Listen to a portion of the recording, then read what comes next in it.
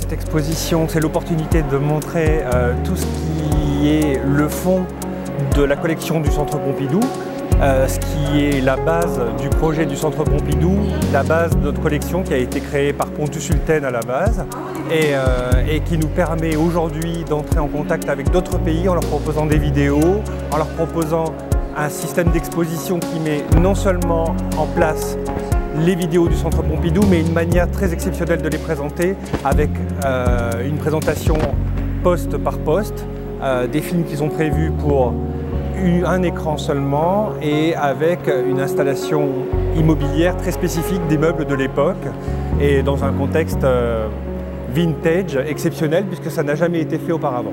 Je pense que c'est important de pouvoir présenter cette exposition avec des œuvres des années 60 à 80 en Corée pour montrer les prémices internationaux qui constituent l'histoire de la vidéo et de voir que dans cette histoire internationale, les artistes coréens comme Nam June-paik et Teresa Akuncha sont inclus et jouent un rôle important.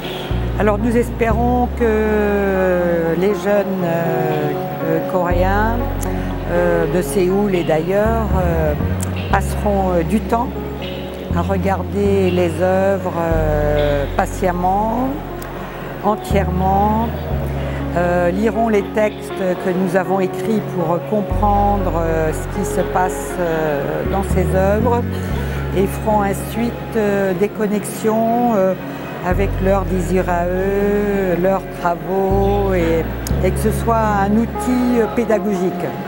À la fois pédagogique pour des artistes, mais aussi pédagogique pour des jeunes, pour du public et pour des futurs conservateurs aussi peut-être.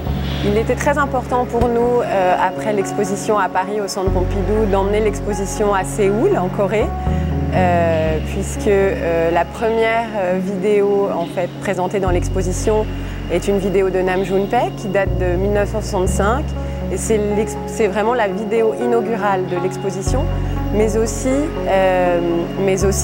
la vidéo qui inaugure l'art vidéo, puisque Nam June-paik fait cette vidéo en 1965. Donc nous ouvrons l'exposition avec cette vidéo, comme nous l'avions ouvert au Centre Pompidou. Donc c'était très important de recontextualiser cette exposition dans le pays du pionnier de l'art vidéo Nam June-paik.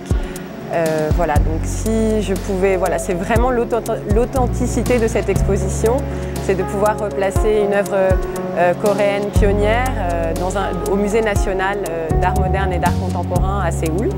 Je suis arrivée il y a 2 semaines pour superviser le montage de l'exposition, donc ça fait déjà presque 2 semaines que nous préparons cette scénographie. Nous avons donc travaillé avec un scénographe très spécial qui a donc fait le choix de tout ce mobilier incroyable, vraiment un mobilier ancien des années 60 authentique. Donc c'est vraiment une scénographie particulière. Nous sommes vraiment satisfaits du résultat. Ils ont fait une recherche de coloris, de matériaux, de tonalités qui sont vraiment de l'époque. Donc je crois que ça donne vraiment une très très belle atmosphère à l'exposition.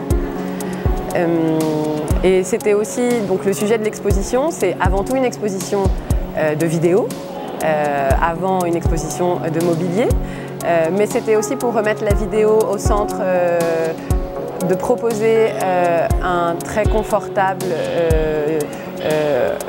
environnement pour regarder les vidéos.